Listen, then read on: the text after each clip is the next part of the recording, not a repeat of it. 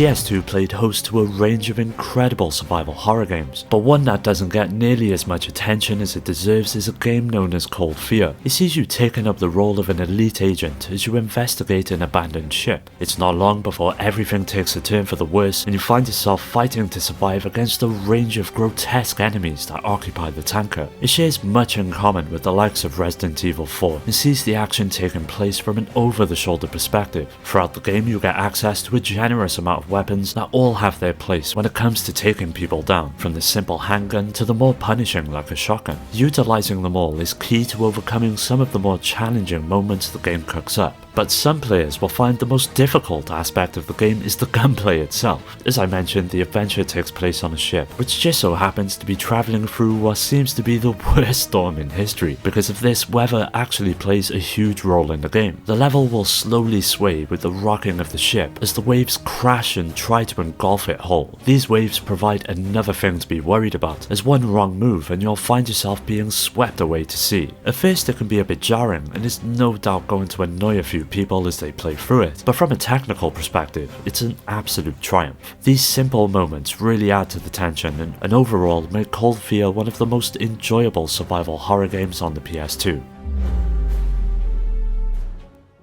Throughout the PlayStation 2's lifecycle, a ton of incredible RPGs released on the system. From the likes of Final Fantasy X to Rogue Galaxy, there was plenty for fans of the genre to get stuck into. Now Dragon Quest in particular is well known for rigidly sticking to its roots, by keeping familiar music and turn-based random encounters in place, while many RPGs continue to look forward. At first this probably sounds like a criticism, but Dragon Quest systems are so well developed and implemented that its rather archaic approach is just as engaging, if not more so, than the many RPGs that have come after it. It sees you taking on the role of a Trodian god who sets out along with the king and princess to help lift the curse set upon them by an evil jester. It takes a more traditional route and offers an old school type battle system that is quite nostalgic. Now when it comes to graphically impressive games, Dragon Quest VIII is a clear example of an art style done right. It takes on a sort of cel-shaded aesthetic that lends itself to the world of Dragon Quest perfectly. The most amazing thing about the character designs in this game is the detail. Every character you meet, no matter how important or small, has an equal attention to detail as everyone else, even the members of your party. Toriyama's designs lend a real believability to each of them, with various facial expressions and animations that help bring even the most irrelevant characters to life. Even seeing it all these years later, it still manages to hold up and presents an endearing and imaginative adventure that can be enjoyed by everyone. I'm pretty sure if I brought this game up in casual conversation, not many people would know what the hell I'm on about. But growing up, this was one of my go-tos, and not for the obvious reasons you may expect. It's essentially a wrestling game, but instead of depleting an opponent's life bar like most fighting games, Rumble Roses isn't about pummeling your way to victory. It's actually quite a surprisingly complex affair, with several pins, submissions, special moves and finishes playing a meaningful role in the ring. First off, the game isn't really that big on combos and actual attacks. Sure, there are your basic combos, but it doesn't ever amount to anything more than a couple of kicks and a slap. It instead heavily focuses on a large variety of grapples. Your normal attacks, such as punching or the occasional kick, all lead into creating good openings for the grapple. There are different grapple points depending on what side of your opponent you're facing, how they are positioned and where they are in the ring. The system has a nice amount of depth, as each position offers a range of grapples depending on what you choose, and all of these lead to a wide array of moves, ranging from submissions to basic body slams. Each character also plays differently, with many of the moves being switched around for each of the girls. So what might do an arm submission with one of them does a pile driver with another. It's this sense of discovery that will compel you to try out all of them and settle into a groove that suits you best. Now let me say this, these are some of the best looking visuals to ever grace the PS2. Each of the wrestlers are all unique, with plenty of detail afforded to their models. They move realistically as well, with very fluid and lifelike animation. Although some seem to have been lifted directly from the SmackDown games, it's clear Konami went to great lengths when it comes to the presentation. If you're at all curious about giving it a go, I highly recommend picking it up. Polyphony Digital have been long known for their work on the Gran Turismo series. Starting out life on the PlayStation 1, the series would go on to help define a generation on the PS2 with the third and fourth entries. But what many people don't know is that they found the time to work on a completely separate project, this time all about motorbikes. If you've ever played the Gran Turismo series, you'll know what to expect when playing Tourist Trophy. This is not an arcade racer, but a true-to-life racing game that won't let you drive around each corner like a lunatic. Much like its car-focused cousin, the choice of bikes is astounding. You've got mopeds, superbikes and classics, which clock in around 133 different models to race. As always, regular races and championships are still around. With about 26 categories, each containing more than 3 races, you'll have plenty to do. The difficulty level is definitely way up there, taking dozens of tries to get a gold on a license test or to obtain a certain bike you've got your eye on. But this is a good thing, as it will in fact keep you busy for quite some time. With the game coming from Polyphony Digital, the visuals are sublime and take full advantage of the PlayStation 2 feature set. Each bike is expertly crafted with an insane amount of detail for the time. Each location also sees the same attention to detail but doesn't quite offer up the same fidelity as other racers on the PS2. It's not that much of a big deal, as thanks to the solid 60 frames per second, the scenery moves by at such a speed you won't often have the time to stop and smell the roses. Overall, the presentation is just what you would expect from the company. All of the menus are polished and stylized, with a stellar soundtrack that helps bring it all together. If you like racing, whether it be cars or motorcycles, odds are you'll enjoy this game. If you can find it for cheap, it's well worth picking up. Genji: Dawn of the Samurai may not seem like too much from the outside perspective, but if you give it a chance and a little patience, the game actually turns out to be a very solid experience. From the opening intro video with the main antagonist fight against an army of enemies, to the ending blow prior to the epilogue, Genji is essentially a story-driven game. It's quite linear and revolves around 2 characters, Yoshi and Benkai, as they form an uneasy alliance to take on a powerful clan of samurai. Now most of your time revolves around literally dicing your enemies to pieces. Yoshi is very agile and specializes in speed that overwhelms the sometimes cautious enemies when they apprehend him. He can jump fairly high to get to areas Benkai is too heavy to reach, and is generally more fluid with his movements. Of course, Benkai has got some tricks of his own and provides some of the more powerful attacks you can pull off in the game. Both of them have access to a range of weapons such as swords, spears and axes that all have a role to play, and delivering combo after combo just never seems to get old, thanks to the surprisingly deep systems in place. Visually, Genji is actually something of a powerhouse on the PS2. It doesn't exactly feature the greatest visuals of all time, but when you take into account the backgrounds and the character models for both the good and the bad guys, it's pretty damn impressive. The environments are crisp, showing great detail in everything from the sunlight coming through the mountain peaks to the ornate doors on the temples. For the time, it was simply breathtaking. On top of this, the animation of each character's attack is sharp, and your command of the game's battle system is rewarded with brilliant effects and gore, which the game has no shortage of, with enemy blood being routinely splattered against the walls and ground, but the environments are so colourful and alive that you'll barely even notice. All of it just sets the mood and tone of the game perfectly, and for Game Republic's first effort on the PS2, Genji: Dawn of the Samurai was a memorable debut. And yes, the sequel on the PS3 would go on to provide some of the best memes to come out of gaming, but there's no denying that the first outing was something truly special. Even though the Bouncer released towards the beginning of the PS2's life, its visual presentation would go on to set the standard for many of Square's games to come. It saw you taking up the fight as one of several characters in what essentially amounted to a beat-em-up with a few RPG elements sprinkled in. It all took place in the future, where a company known as Mikado are hell-bent on expanding their ever-growing influence in the world. It's down to the player to stop them dead in their tracks, and when it comes to gameplay, each of the characters has their own pros and cons, which makes playing as each a real blast. They all possess a string of basic attacks, as well as special moves which are linked to something known as the BP system. It simply stands for bouncer points, and is basically the experience points of the game. Every time you take down an enemy, you're rewarded a few of these points, and this is where the RPG elements start to show. At the end of each fight, your bouncer points get added up, and you can upgrade your stats or learn extra skills. This adds a ton of replay value to the game, because all 3 characters have separate skills which cost different prices. As a result, you'll find yourself yourself playing the admittedly short campaign over and over again to achieve everything the game has to offer. Now, the bouncer's visuals are just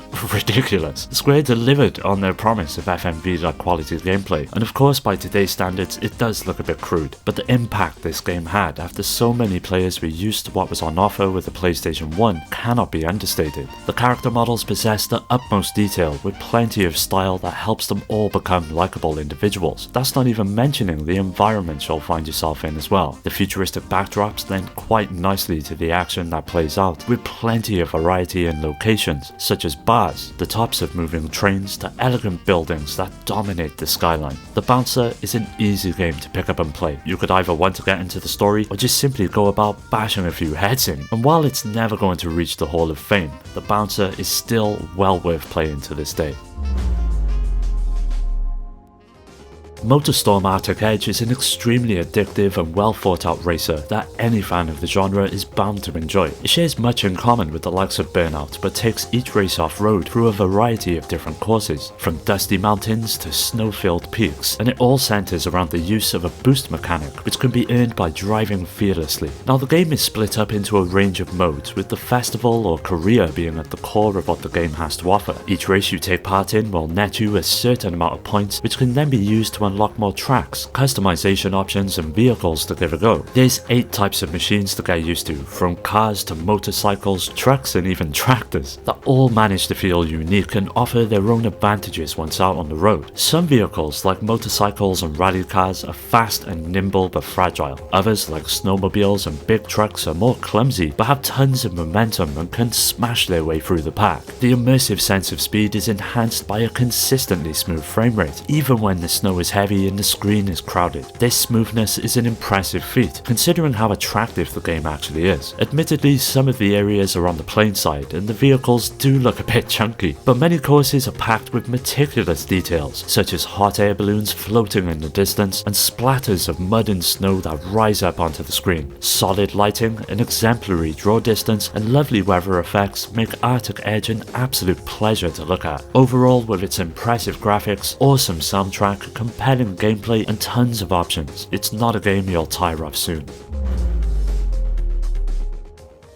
If there were 2 words to sum up Sly 2 Band of Thieves, it would have to simply be bigger and better. Sucker Punch set out to improve nearly every aspect of the experience, and they well and truly delivered. The thing that really makes Sly 2 shine is the brilliance and ease of the platforming gameplay. It makes you feel like a sort of sneaky Superman with nothing to stand in your way as you zig and zag from ground level to the towering peaks of tall buildings, covertly taking out a dozen enemies along the way. The world is your playground, and there is almost nowhere in the game's various environments that you can't go. You can roam around these locations at will, collecting bottles, pickpocketing guards, or nabbing some of the loot. It creates some really awesome free roaming gameplay that's extremely satisfying. There's about 8 worlds in total, and simply roaming around in them is what makes Sly 2 so much fun. The plot is only one of the many things that will keep a person playing the game, but it's nothing next to the core gameplay. Sly 2 retains its cel-shaded appearance from the last game. Everything looks great, and each stage comes to life with its own personality, with each of the worlds being surprisingly large. And what's even better is that you'll never encounter a graphical hiccup, and you'll more than likely be able to see anywhere in the stage if you can get yourself high enough. There's no annoying fog or pop-up to be found. To put it quite simply, Sly 2 is gorgeous. It's made great use of cel shading, and despite the cartoonish characters, it keeps from being both too serious and too cartoony at the same time. Sly and the gang are amazingly animated, with each of your actions possessing a real weight thanks to the way they react on screen. From slowly sneaking up on an enemy to delicately climbing up the walls, everything is buttery smooth and a huge improvement over the first outing. If you're a fan of 3D platformers, Sly 2 is a must and is readily available on more modern systems like the PlayStation 3 and Vita if you fancy picking it up and can't find it on the PS2.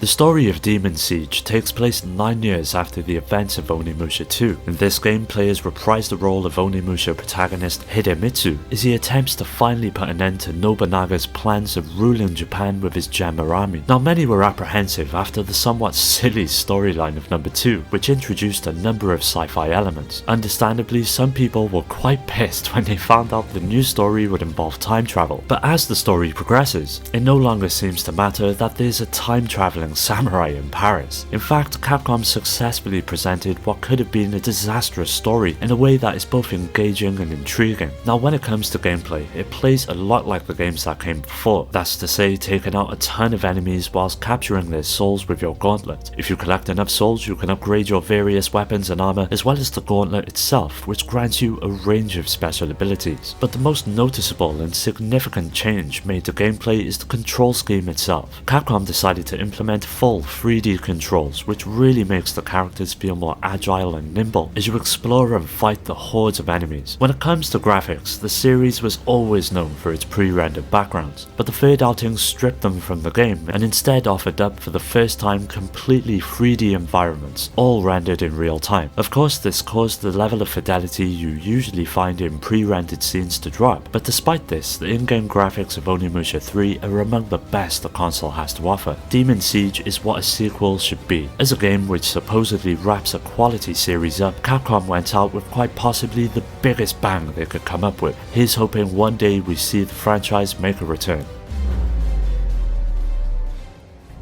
Haunting Ground begins with Fiona, a college student who wakes up wearing nothing but a sheet inside an animal's cage. She finds herself in an underground basement that is covered in blood, dirt and shadows. As she escapes her cage, she learns of the death of her parents in a car accident and that she has inherited a gothic castle. However, inside these dark walls lies a sinister secret, and the residents don't seem to want Fiona to leave. Throughout the game, you are constantly pursued by 4 different characters who represent the separate areas that make up the castle as a whole.